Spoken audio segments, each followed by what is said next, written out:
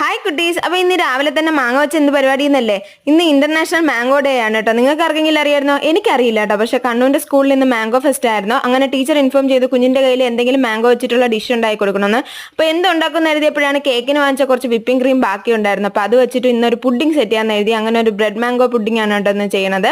അപ്പോൾ ആദ്യം തന്നെ വിപ്പിംഗ് ക്രീമിനെ ഒന്ന് ബീറ്റ് ചെയ്തെടുത്തിട്ടുണ്ട്. അതിൽ കുറച്ച് മാംഗോ പൾപ്പ് കൂടെ ആഡ് ചെയ്തിട്ടുണ്ട്. അപ്പം അത് ഭയങ്കരമായിട്ട് സ്റ്റിഫ് പീക്കൊന്നും ആക്കണ്ട, അത്യാവശ്യം ഒന്ന് ബീറ്റ് ചെയ്തെടുത്താൽ മതി കേട്ടോ.